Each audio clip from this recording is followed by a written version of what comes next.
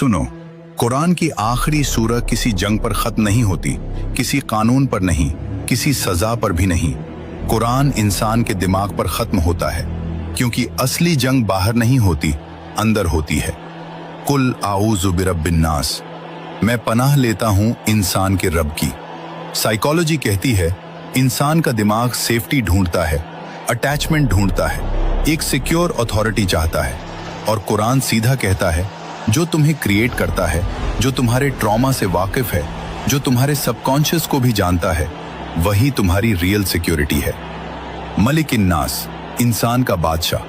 Philosophy एक सवाल पूछती है, पावर किसके पास है? System, state, elite, narrative? Quran कहता है जो तुम्हारे ख्यालों को कंट्रोल कर सकता है वही तुम पर रूल करता है। और अगर तुम्हारा दिमाग फियर के कंट्रोल में है तो तुम आजाद नहीं हो। सूरह अन-नास तुम्हें पावर की असली सोर्स याद दिलाती है। इलाहिन-नास, इंसान का माबूद।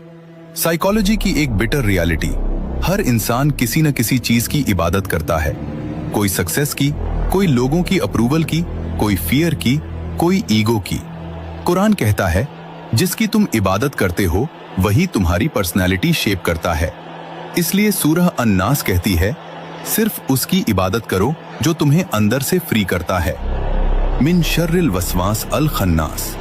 अब दुश्मन का नाम लिया जाता है, वो जो चिल्लाता नहीं, वो जो सामने नहीं आता, वो जो सिर्फ थॉट बनकर आता है। साइकोलॉजी इसे कहती है intrusive thoughts, self sabotage, negative inner voice. Quran इसे कहता है वसवसा। और सबसे डेंजरस बात, जब तुम अल्लाह को याद करते हो वो पीछे हट जाता है। मतलब अवेयरनेस ही तुम्हारी सबसे बड़ी ताकत है। अल्लदी युवस्विसु फी सुदूरिन नास। अटैक कहाँ होता है? दिल और दिमाग के बीच, वहीं जहां डिसीजंस बनते हैं, वहीं जहां यकीन और डाउट लड़ते हैं, वहीं जहां इंसान खुद से हार जाता है। कुरान कह रहा है तुम्हारी जिंदगी का सबसे बड़ा बैटलफील्ड तुम्हारा इनर वर्ल्ड है। मिनल जिन्नते वन्नास। और फिर एक शौक, सिर्फ शैतान नहीं, कुछ इंसान भी वसवसा बन जाते हैं। मैनिपुलेशन, गैस लाइटिंग, फियर का बिजनेस, फेथ को वीक करना। फिलॉसफी कहती है सबसे डेंजरस दुश्मन वो होता है जो तुम्हें लगे ये मेरी अपनी सोच। सूरह अन-नास कोई नॉर्मल दुआ नहीं है, ये कुरान का मेंटल हेल्थ मैनिफेस्टो है। ये कुरान का कॉन्शियसनेस डिफेंस सिस्टम है।